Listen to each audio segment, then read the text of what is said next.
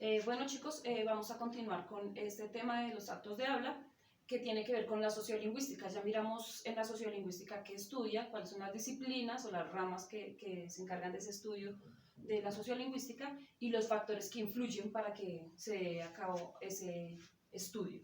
Ahora, eso tiene que ver es como tal cómo la sociedad influye en el lenguaje, pero ahora vamos a pasar a una parte en donde miramos cómo el lenguaje influye en el comportamiento de la sociedad. Entonces, para eso tenemos que mirar estos actos de habla y son tres, que son el locutivo, ilocutivo y perlocutivo. Eso tiene que ver realmente con el emisor y con el mensaje, ¿de acuerdo? Eso va con esa temática. Cuando nosotros estamos hablando en medios de comunicación, sabemos que hay unos factores, que está el código, el canal, el receptor, el emisor, el mensaje, ¿listo? Entonces, aquí estamos hablando acerca de el emisor y el mensaje, ¿ok? Estos tres actos de habla son entonces locutivo, ilocutivo y perlocutivo. El ilocutivo como tal es la capacidad para hablar, para emitir palabras. Entonces vamos aquí, emitir palabras, emitir, hablar. ¿Listo? Este tema es muy fácil. ¿Ok? Una vez que ya está dado el mensaje, que hemos emitido unas palabras, vamos a mirar una oración para explicarlo mejor. El doctor me dijo, debe tomar un descanso. Un descanso. Ay. ¿Ok? Entonces, si nos damos cuenta y yo lo pronuncio, el doctor me dijo, debe tomar un descanso. Estoy emitiendo un mensaje, estoy hablando, ¿listo? Ya lo produje.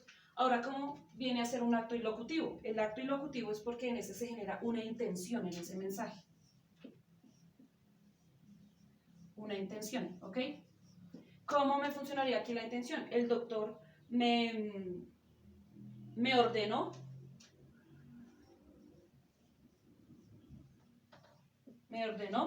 tomar un descanso. ¿Listo? Aquí ya tiene una intención, si lo pongo de esta manera.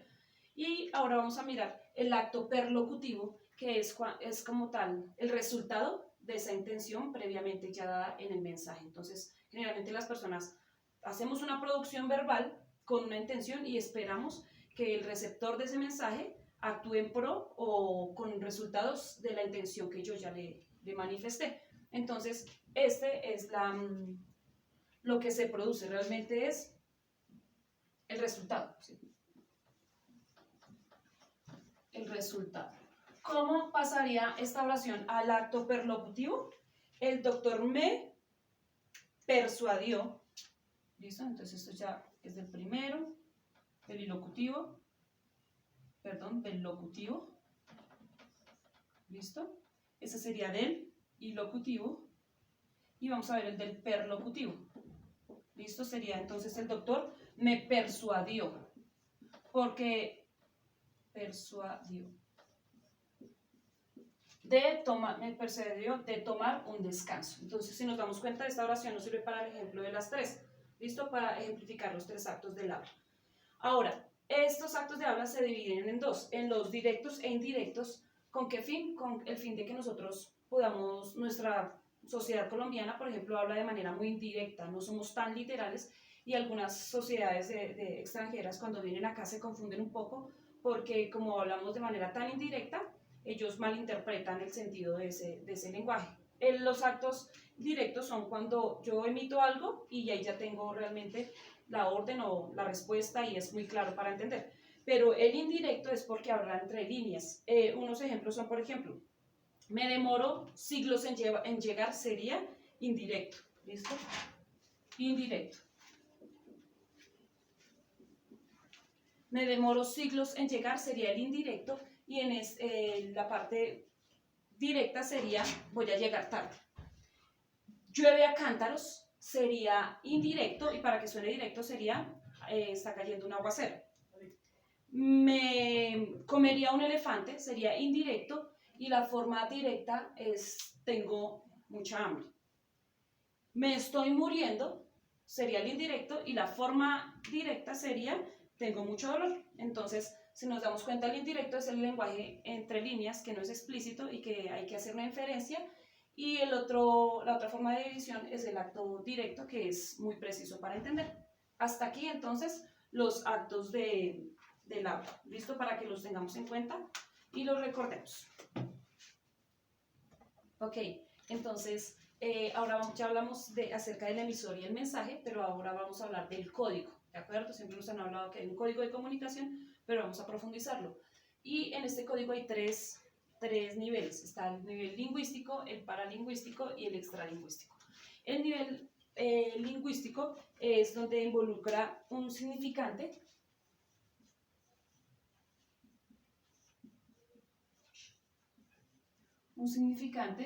y un significado.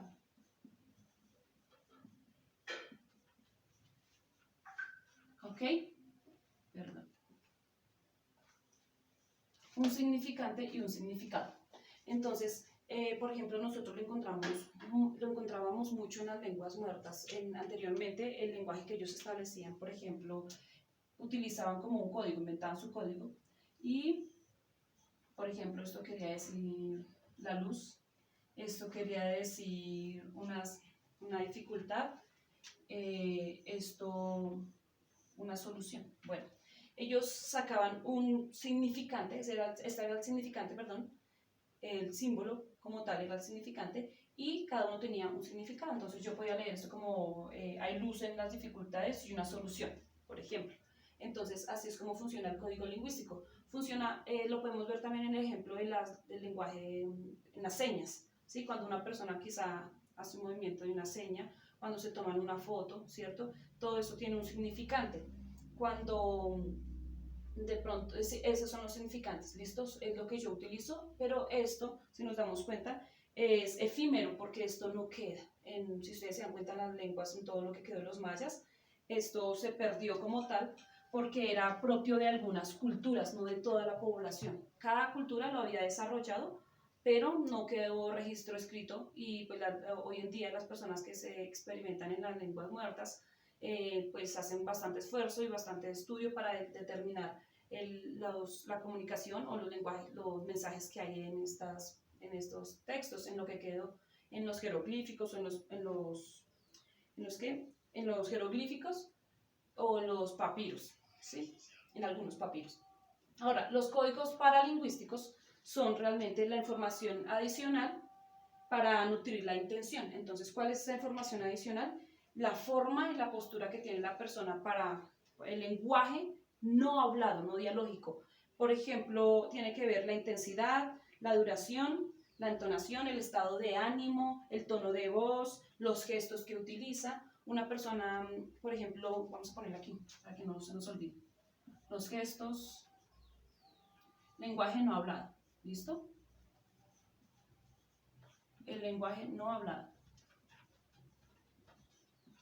Es decir, cuando a una persona, por ejemplo, se le menciona si está de mal humor y la persona puede decir, no, no estoy de mal humor, pero decirlo con una actitud muy pesada, entonces este es un código paralingüístico, porque yo estoy leyendo en la persona, aunque me diga que no está de mal humor, quizá con sus expresiones, con su tono de voz, con las pausas que hace, estoy leyendo un mensaje que ella no me está diciendo. Posiblemente está diciendo que está normal, pero lo que yo estoy evidenciando es totalmente diferente. Entonces, a esos lenguajes también les tengo que poner atención, porque a veces las personas se pueden escudar en que yo mencioné que no estoy de mal humor, pero sus facciones y su postura como persona no es la correcta y no está transmitiendo realmente, no es coherente con lo que está dialogando. ¿Listo? Ahora, por último está el extralingüístico, y este no tiene que ver como tal con significantes y significados ni con gestos, sino es como tal, como un lenguaje que se desarrolla, una comunicación que se desarrolla en diferentes contextos. Por ejemplo, en las maras, ¿sí? En los grupos de pandillas, están los tatuajes, ¿sí?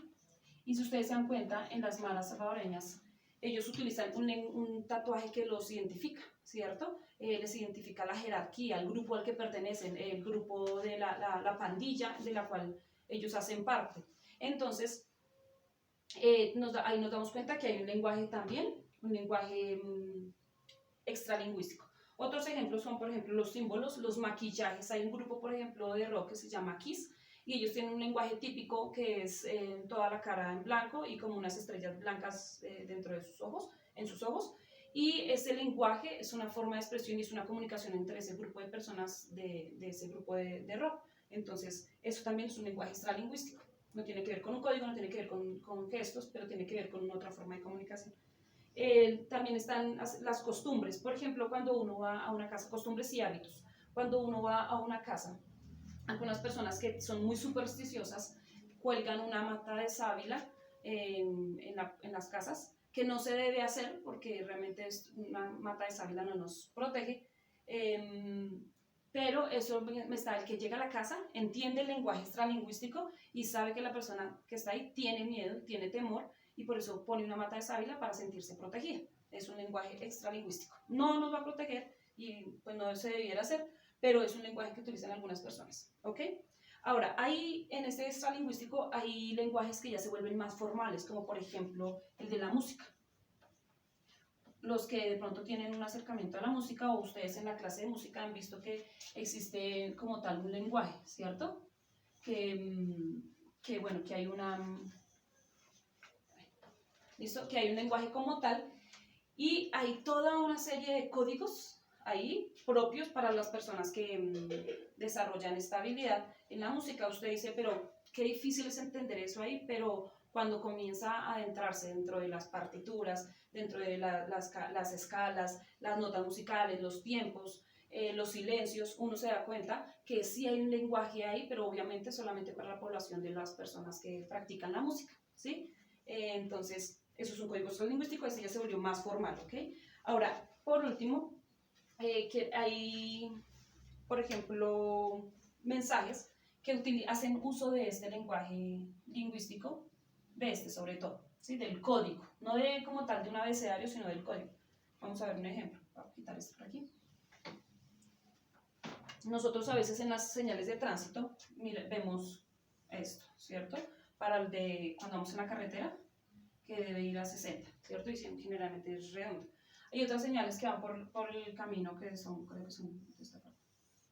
Y tienen, bueno, como desviaciones, pero generalmente tiene esta formita. Creo que esa también está. Bueno. ¿Sí? Si ustedes se dan cuenta, aquí está utilizando códigos. ¿Sí? También creo que está esta.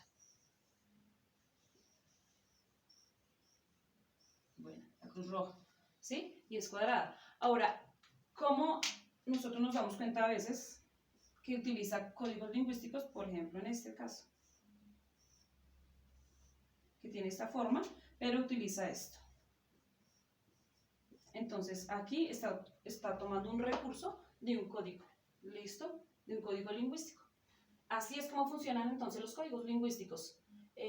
Los códigos lingüísticos que tienen que ver con un símbolo y un significado de ese símbolo, el paralingüístico que tiene que ver con ese lenguaje que nosotros leemos que no es dialogado, pero que es expresivo y nos dice algo, y el extralingüístico que no tiene que ver con eso, sino que tiene que ver como tal con señales y con códigos de un tipo de personas en especial.